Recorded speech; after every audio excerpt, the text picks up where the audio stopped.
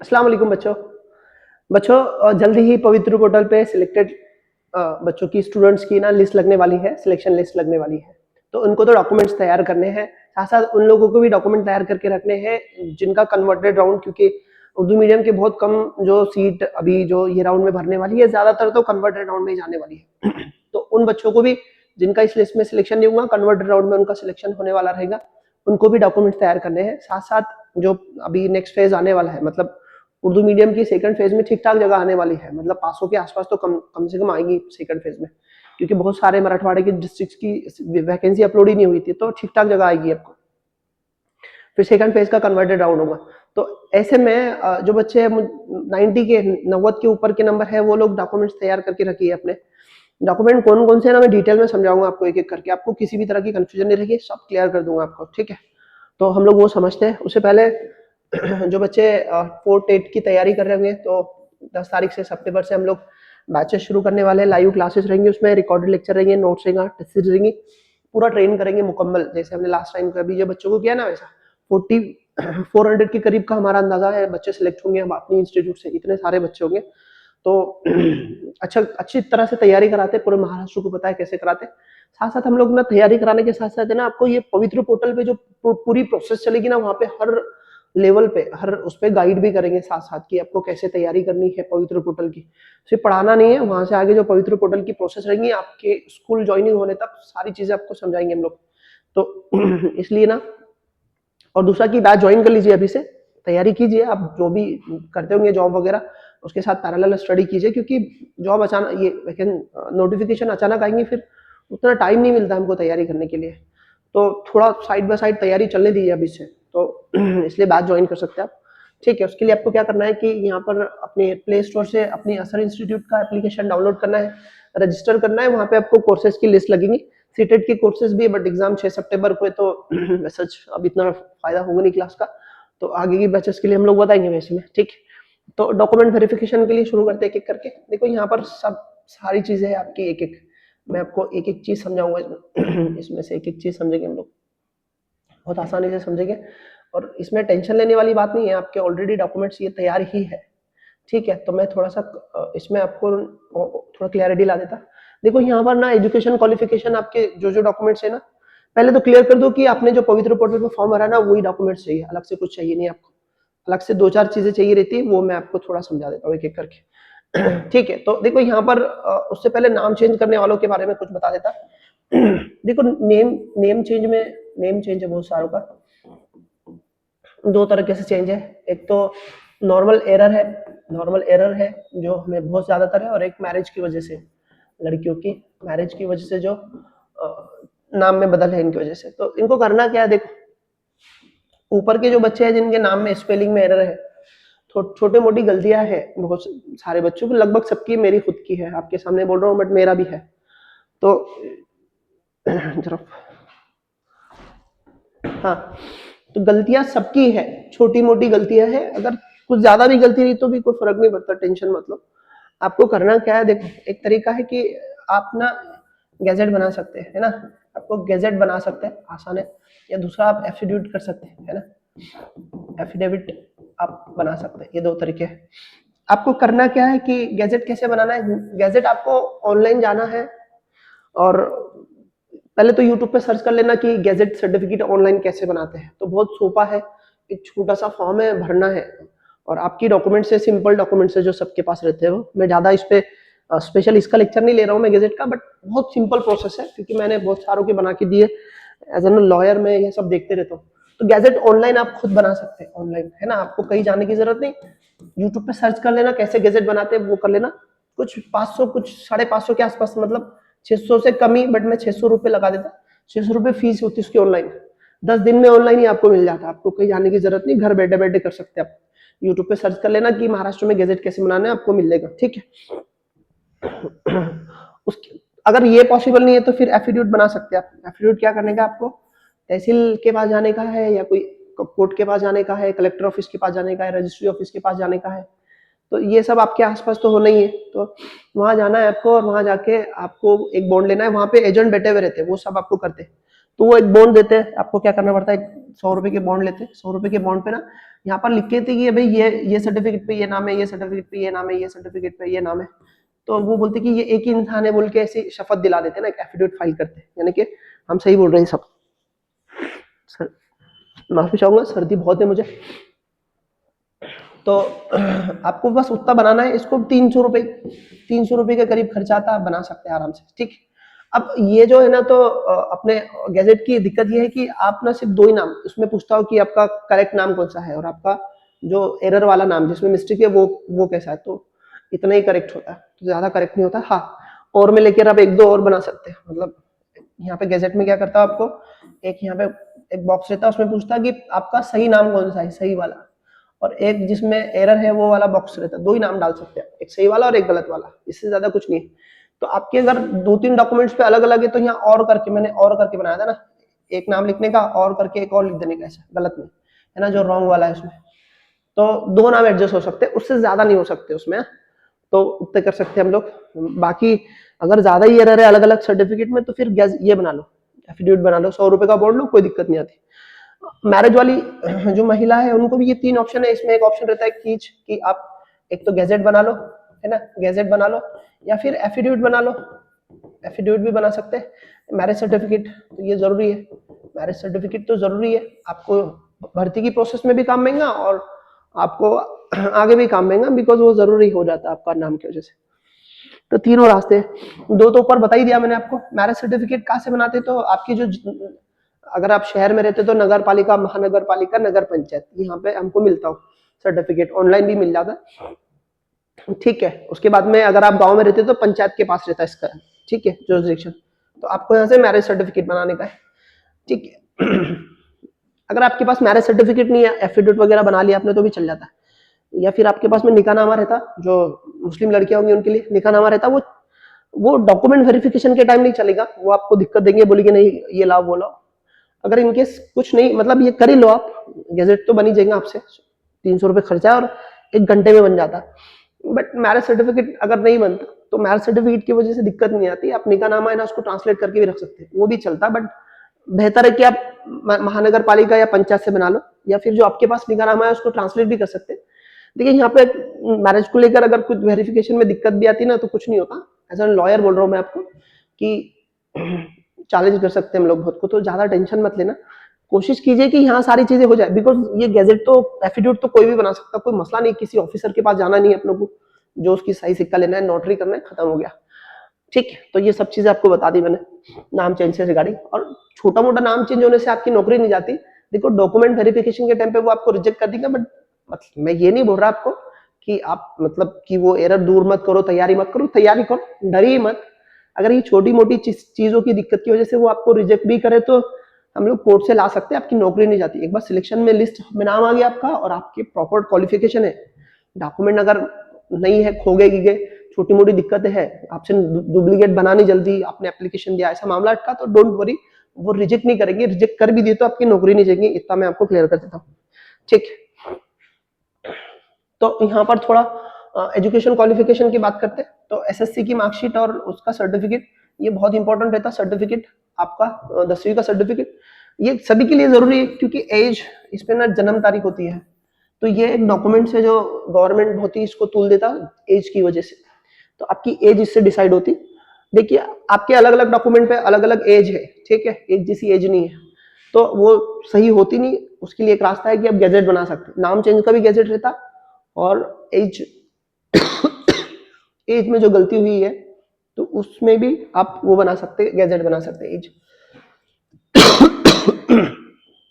ठीक है। मतलब आपकी एज में फर्क है महीनों में, खाली साल आगे पीछे तो ठीक है ना। यहाँ पर ये सर्टिफिकेट आपको गैजेट सर्टिफिकेट बना सकते हैं, या फिर 10वीं का सर्टिफिकेट की एज के हिसाब से आपको आपका वो जो सर्विस काउंट होता है उससे वो सब बातें 10वीं। उसके बाद में आपको 12वीं की भी विच मार्कशीट और सर्टिफिकेट, ग्रेजुएशन के सर्टिफिकेट चाहिए आपको, यहाँ पर ग्रेजुएशन के मार्कशीट चाहिए और ग्रेजुएशन के सर्टिफिकेट भी चाहिए आपको। इसको इजी लो, ये 40 ये सब आपको 50% ओपन ये ओपन वालों को 50% की, यहाँ पर 40 नहीं 50% है ओपन वाले, और जो रिजर्वेशन वाले ना 45% होना चाहिए उनके उसमें क्या जाने दो इसको, सब सबके है। तो आपके पास मार्कशीट है ना 3 साल की होनी चाहिए, या फिर आपका जो लास्ट ईयर की मार्कशीट है उस पर 3 साल का जिक्र होना चाहिए। नहीं है तो यूनिवर्सिटी से डुप्लीकेट बना लेना, 3 साल की होना चाहिए, या फिर आपकी लास्ट ईयर की पे 3 साल का मेंशन होना चाहिए। या फिर आपके पास ऐसा नहीं है, एक आधी आपकी खो गई तो बना लो, अभी उसकी डुप्लीकेट कॉपी यूनिवर्सिटी से बना सकते हैं। ग्रेजुएशन का सर्टिफिकेट चाहिए आपके पास में, ठीक। डिग्री सर्टिफिकेट अगर आपका इशू नहीं हुआ होगा तो कॉलेज से बोनाफाइड ले लेना उसके लिए कि इशू नहीं हुआ बोल के, क्योंकि अभी किस किस की रिसेंटली डिग्री हुई तो सर्टिफिकेट इशू होने के लिए टाइम लगता है ना, तो उसका बोनाफाइड ले सकते हैं आप यूनिवर्सिटी से जाके ना। पोस्ट ग्रेजुएशन का भी वही है, आपको आपकी डिटेल देनी है यहाँ पे, ये वाली सारी चीजें, ठीक। तो ये एजुकेशनल क्वालिफिकेशन हो गया। उसके बाद में प्रोफेशनल क्वालिफिकेशन में वही आपका डीएड और जो भी किया होगा आपने बीएड, उसकी मार्कशीट और उनके सबके सर्टिफिकेट, ठीक, सबके सर्टिफिकेट। देखो सर्टिफिकेट इश्यू होने टाइम लगता है तो सर्टिफिकेट बाद में आता है। अब रिसेंटली होंगे तो कोई दिक्कत नहीं, आपकी मार्कशीट चलती है उसमें, बोनाफाइड ले लेना एक आपकी यूनिवर्सिटी से या फिर उससे कि आप लोग सर्टिफिकेट इश्यू नहीं हुआ तो आपको बोनाफाइड मिल जाएगा वहां से, कोई दिक्कत नहीं, ठीक। उसके बाद में ये जो MSCIT का सर्टिफिकेट है, तो अगर आपने आपके पास होगा और टिक किया होगा तो आपको देना है। अगर आपने टिक नहीं किया होगा या आपके पास है ही नहीं तो उसके लिए टाइम है, ज्वाइनिंग के बाद भी दे सकते हैं। ये कोई परमानेंट, ये कंपलसरी डॉक्यूमेंट्स नहीं है, हाँ आपको करना है, 2 साल का टाइम है तब भी कर सकते हैं आप, ठीक है। तो आपका TET पेपर फर्स्ट या फिर CTET का पेपर फर्स्ट हुआ होगा या फिर TET का पेपर सेकंड, तो ये अपना TET CTET के पेपर फर्स्ट सेकंड के जो भी है तो याद रखो ओरिजिनल डॉक्यूमेंट्स चाहिए सब, ये जो बातें कर रहे हैं हम लोग ये वाली ये वाले ये सब ओरिजिनल चाहिए, डुप्लीकेट नहीं चलेंगे।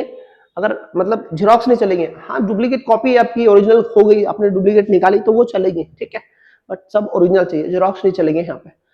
तो यहाँ पे ये CTET का जो सर्टिफिकेट है ना आपको डिजी लॉकर से मिल जाता है, और जो अपने TET का पेपर है तो आपके शिक्षण अधिकारी से आपको कलेक्ट करना रहता, ठीक। ये चीजें याद रखो यहाँ पे। उसके बाद में टेट का आपका रिजल्ट भी चाहिए। टेट का रिजल्ट है, अगर रिजल्ट नहीं है तो जो उसकी लिस्ट है ना आपकी, जो इसने IBPS ने पब्लिश की थी लिस्ट, उसमें जो आपका नंबर था वो भी चलता, उसमें कोई दिक्कत नहीं, ठीक। तो ये सब चीजें होना जरूरी है। उसके बाद में दूसरी चीजें है जो ऑर्डर है जो जरूरी बता देता मैं आपको। अगर आप रिजर्वेशन में अगर भरा होगा तो आपको कास्ट सर्टिफिकेट चाहिए, वैलिडिटी सर्टिफिकेट अभी नहीं चाहिए रहता, अभी जिसकी कास्ट है ना उसको कास्ट प्लस NCL है ना, नॉन क्रीमी लेयर सर्टिफिकेट चाहिए रहता। 8 लाख से ज्यादा इनकम नहीं हो ऐसा एक सर्टिफिकेट मिलता तहसील से, वो निकाल लेना, ठीक है। तो कास्ट सर्टिफिकेट और NCL, अब NCL किसको लगता, NCL किसको लगता, OBC वालों को लगेगा, OBC। उसके बाद में जो VJ वाले हैं, VJ NT सबको, उसके बाद में VJ वालों को VJ, तो इनको NCL लगता है, बाकी किसको नहीं लगता, ST SC को नहीं लगता। और जो EWS वाले हैं उनका EWS का सर्टिफिकेट ही उनका मतलब उनका वो रहता। ये यहाँ पे थोड़ा क्लियर कर देता मैं, कास्ट सर्टिफिकेट में जिनका EWS तो उनको यही काफी है, ना उनको NCL लगेगा ना उनको वैलिडिटी सर्टिफिकेट लगता, कुछ नहीं लगता, यही उनका काफी है। तो उनको ना वैलिडिटी सर्टिफिकेट लगेगा, वैलिडिटी, और ना उनको NCL लगता, NCL तो NCL नहीं लगता क्योंकि उनका सर्टिफिकेट ही उनका NCL रहता है, वो इनकम बेस्ड सर्टिफिकेट है ना। NCL का मतलब होता है नॉन क्रीमी लेयर, मतलब आप क्रीमी लेयर नहीं है सोसाइटी के, मतलब अमीर लोग नहीं है, इसका मतलब होता है क्रीमी लेयर मतलब अमीर लोग जिनकी इनकम 8 लाख से ज्यादा है या फिर सरकारी नौकरी में उनके घर वाले लोग हैं या मंत्री है, ऐसे लोग तो क्रीमी लेयर में नहीं आते बोल के, तो उनका सर्टिफिकेट ही क्रीमी लेयर है, ठीक है। इनको वुमन सर्टिफिकेट देखो मैं आपको और चीजें क्लियर कर देता, जिनके पास EWS है तो उनका वुमन सर्टिफिकेट भी यही है, उनको अलग से वुमन सर्टिफिकेट भी बनाना नहीं पड़ेगा। और जिन लोगों को इन लोगों को क्या बनाना पड़ता है, NCL। तो NCL इनका NCL हो गया तो इनकी महिलाओं का NCL, इनका NCL मतलब इनको NCL लगता, तो इनकी महिलाओं का महिला सर्टिफिकेट भी जरूरत नहीं, वो उनका NCL वुमन रिजर्वेशन का काम भी कर लेता, तो इनको कुछ करने की जरूरत नहीं है। वुमन रिजर्वेशन ऐसे किसी को ही नहीं लगता, एक देखा जाए तो सिर्फ ओपन की कैटेगरी की महिलाओं को लगता, ओपन की, वो भी ओपन की महिला जिनकी 8 लाख से वो महिला का रिजर्वेशन लेना चाह रही है, ओपन की तो 8 लाख से ज्यादा इनकम नहीं है बोल के एक सर्टिफिकेट। तो जब उनको महिला ओपन की महिला है तो उनको अगर एनसीएल निकल रहा है तो वो ईडब्ल्यूएस में भी आते हैं ऑटोमेटिक। तो ओपन की जो महिला है ईडब्ल्यूएस में ऑलरेडी आते, तो ईडब्ल्यूएस ही बना लो। और आप ईडब्ल्यूएस नहीं बना सकते तो आप एनसीएल भी नहीं बना सकते, आप वुमेन रिजर्वेशन का पैरेलल रिजर्वेशन का लाभ भी नहीं ले सकते। तो ऐसा किसी को ही नहीं लगता, क्योंकि देखो ये इन लोगों को एनसीएल हो गया इनका, और वो ठीक है, मतलब इनका एनसीएल वुमेन रिजर्वेशन का काम कर लेता। जो ओपन और ईडब्ल्यूएस का है तो उनका ईडब्ल्यूएस सर्टिफिकेट ही उनका वुमेन रिजर्वेशन का है। तो ऐसा बहुत नैरो लोगों को वो लगता, तो थोड़ा क्लियर करो। वैलिडिटी सर्टिफिकेट है ना, ज्वाइनिंग के 6 महीने बाद देना पड़ता है। ये नॉन क्रीमी लेयर मैंने अभी आपकी इसके बारे में बहुत डिस्कस की कि लगभग किसको बनाना रहता, 2-3 चीजों को ही बनाना रहता, जो ओबीसी में है, एनटी और विजे में, उनको ही बनाना है। ओपन वालों को बनाना नहीं है, एडब्ल्यूएस को बनाना नहीं है, ठीक। स्मॉल फैमिली डिक्लेरेशन एक सर्टिफिकेट रहता जिसको आपको खुद से ही बनना है, किसी अधिकारी के पास या किसी ऑफिस पे नहीं जाना है। इंटरनेट पे सर्च करेंगे तो मिल जाएगा आपको, या फिर ग्रुप में हम बहुत बार शेयर करते रहते हैं, या फिर मैं क्या करूंगा अपने चैनल के डॉक्यूमेंट्स में इसको अपलोड करा दूंगा, वहां से जाके आप ले लेना, ठीक है। टेंशन मत लीजिए, एक सर्टिफिकेट रहता है, उस पर लिखना है सिर्फ आपको कि आपके 2 से ज्यादा आपत्ति नहीं है, ठीक है। स्मॉल फैमिली तो सबको भरना रहता, जिनकी शादी हुई उनको भी भरना है, जिनकी नहीं उनको भी भर के देना है। वहां पे मेंशन कर देना नो मैरिज, पर सर्टिफिकेट देना है, ठीक है। तो 3 से ज्यादा आपत्ति है तो आपको जॉब नहीं लगती ना, उसकी कंडीशन है, तो आपको लिख के देना पड़ता है ऐसा कि मेरे 3 से ज्यादा नहीं है। अगर 3 से ज्यादा है तो आपको बाहर कर देते हो, अगर 3 से ज्यादा नहीं है तो फिर वो लिख के लेना पड़ता है, ठीक है। तो एक सर्टिफिकेट है, कुछ नहीं, हाथ से भरना है आपको और आपकी सिग्नेचर करके देनी है, कुछ अधिकारी के पास जाना नहीं। सर्टिफिकेट एकदम सिंपल रहता, कहाँ मिलेगा तो इंटरनेट पे सर्च करेंगे, या फिर आपके आसपास जहाँ जेरोक्स की दुकान रहती है वहां भी लटके हुए मिल जाएंगे आपको, या फिर मैं अपने चैनल, अपने जो एप्लीकेशन है ना उसमें जो नोट्स का टैब है फ्री में अवेलेबल करा दूंगा, आप देख लेना। आपका जो एलसी है, लिविंग सर्टिफिकेट आपको लगेगा, नहीं है तो फिर बोनाफाइड्स, अगर मान लो आपने कहीं एडमिशन किया तो वहां से फिर बोनाफाइड ला लेना।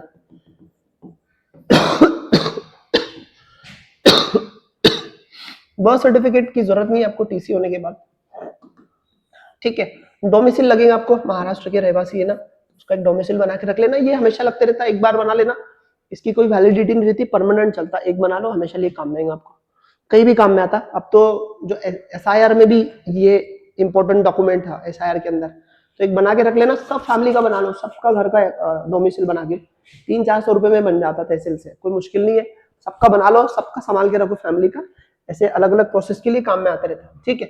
उसके बाद में आपको कोई आईडी कार्ड रहना पड़ेगा, तो आधार कार्ड ही लेके जाना आपका, क्योंकि जरूरी है, क्योंकि आपने पवित्र पोर्टल पे भी देखा। अगर आप डिसेबल है ना, डिसेबिलिटी है ना, तो उसका सर्टिफिकेट लेना आपका, 40% से कम डिसेबिलिटी होनी चाहिए तभी रिजर्वेशन मिलता, याद रखना ये सब चीजें। उसके बाद में अगर पैरेलल रिजर्वेशन में एक्स सर्विसमैन है तो उसका सर्टिफिकेट आपके पास होना चाहिए, ठीक है। स्पोर्ट्स में अगर सर्टिफिकेट है तो वो होना चाहिए आपके पास में।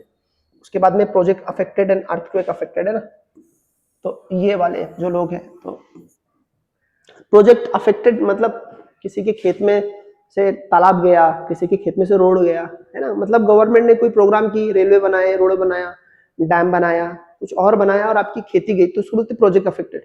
गवर्नमेंट एक सर्टिफिकेट देती, एक फैमिली को एक ही देती, तो एक ही काम में आता। तो अगर प्रोजेक्ट अफेक्टेड है तो आपके पास सर्टिफिकेट होगा, तो वो आपको रखना है। अर्थक्वेक अफेक्टेड होंगे, अर्थक्वेक अफेक्टेड तो बहुत कम है, लातूर में हुआ था कभी तो बहुत पहले, तो वहां पे कुछ नुकसान हुआ था, उसके बाद में सुनने में नहीं आता, हमारी तरफ भूकंप बहुत कम होता, ठीक है। तो यहाँ पर ये याद रखना। देखिए एक चीज थोड़ा यहाँ बता देता मैं आपको, देखो आपका जो रिजर्वेशन, आपका सिलेक्शन है ना, आपको जैसे सिलेक्शन होगा ना तो आपके लॉगिन पे ना आपको ऐसा लिख के आता पूरा, जैसे प्रेफरेंसेस आए ना वैसे आता।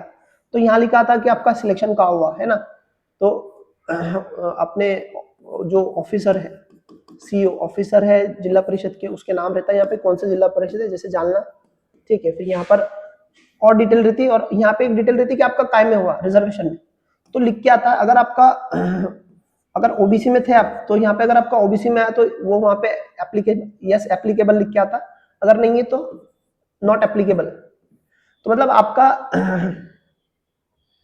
सिलेक्शन आपकी कास्ट से भी हो सकता है, या फिर जो आपका पैरेलल समांतर आरक्षण है ना, जैसे अर्थक्वेक अफेक्टेड तो उसमें से हुआ कि नहीं हुआ तो नो एप्लीकेबल लिख के आता है।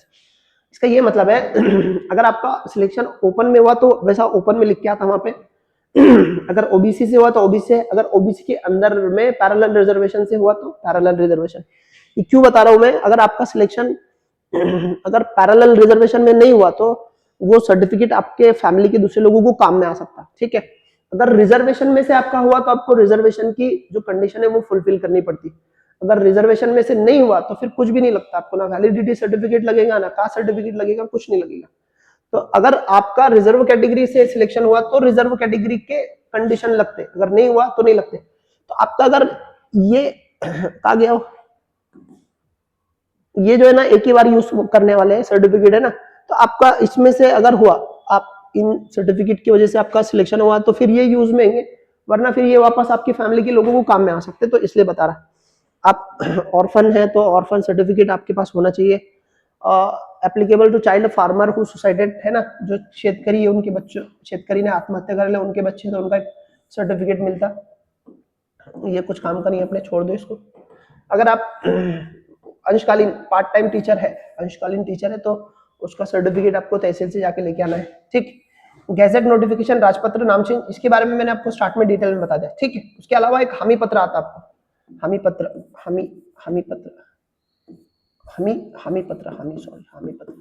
हामी पत्र आपको मेल आएगा, आपका सिलेक्शन आएगा, आपको डॉक्यूमेंट वेरिफिकेशन के लिए बुलाया जाएगा, तो आपको एक मेल आएगा। वो मेल में आपको एक फॉर्म रहता, आपको उसको आपका नाम लिख के उस पर हाँ टिक करके उसको भर के देना पड़ता है। वो हामी पत्र बोलते हैं कि अभी ये जो जानकारी आपने दी है वो सही है, गलत नहीं है बोल के एफिडेविट रहता है एक तरह का।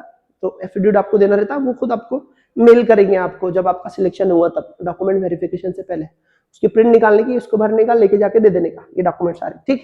एक बार फिर बोलता हूँ, अगर आप जेन्युइन पर्सन है, आपके पास में क्वालिफिकेशन है और आपका सिलेक्शन सही तरीके से हुआ और डॉक्यूमेंट वेरिफिकेशन के टाइम में छोटे मोटे एरर से आपका सिलेक्शन रुकने वाला नहीं है, या फिर आपके पास एक आधी डॉक्यूमेंट्स नहीं है, उसकी डुप्लीकेट कॉपी भी नहीं है, बट आपने एप्लीकेशन किया, ठीक है, तो भी आपका सिलेक्शन होगा। वहाँ पे एप्लीकेशन की रिसिप्ट रख लेना साथ में। वहाँ उन्होंने अगर कुछ रिजेक्ट किए भी तो हम लोग उसको चैलेंज कर सकते। तो पहले तो कोशिश कीजिए कि आपका सब सही हो, वेरिफिकेशन के टाइम आपका सिलेक्शन हो। अगर आप जेन्युइन हैं, आपके पास क्वालिफिकेशन थी, कोई डॉक्यूमेंट अटका था, खो गया था, फिर मिला नहीं है, आपने डुप्लीकेट बनाने के लिए एप्लीकेशन किया और आपके पास अभी है नहीं, तो आपका सिलेक्शन वहां रोक नहीं सकता। अगर रोका भी तो हम लोग फिर से उसको खींच के लेंगे आपका सिलेक्शन जेन्युइन कंडीशन में, ठीक है। तो हम लोग उसको कोर्ट से चैलेंज करके ला सकते हैं, क्योंकि बहुत सारी ऐसी बातें जो कोर्ट कंसिडर करता, ये अधिकारी जो ऑफिस के लोग हैं ना, इनको इतना कानून समझ में नहीं आता, तो वो बहुत सारी चीजें समझते नहीं। उनको जो सूचना है या जो लाइन लिखी है उतना वो करते, उनको जितना मालूम होता, तो उसके परे जाके भी हम लोग अपना सिलेक्शन ला सकते। तो डरने वाली बात नहीं है। हाँ, याद रखो, आपने जेन्युइन होना चाहिए। डुप्लीकेट सर्टिफिकेट बना के ला रहे मतलब जाली वाली है ना, धोखाधड़ी के काम कर रहे हैं, ऐसा मत करो, जेल जाएंगे सीधा, ठीक है। वैसे भी आजकल स्कूल और एग्जाम्स को लेकर बहुत गर्म माहौल चल रहा है, तो गड़बड़ मत करो, ईमानदारी से चलो, ठीक है। तो और कुछ आपको अगर डाउट है तो कमेंट में बताइए, मैं कोशिश करूंगा आंसर करने की। इसके अलावा अभी जो प्रोसेस शुरू होने वाली है ना, पूरी डिटेल बताने वाला हूँ मैं आपको, ठीक है। पूरा आखिरी तक सब चीजें बताऊंगा, धीरे धीरे करके, एक एक करके सारी चीजें। तो चैनल के साथ बने रहिए, टेंशन मत लीजिए, और कुछ दिक्कत है तो कमेंट कीजिए, ठीक है। अल्लाह हाफिज़, बाय बाय।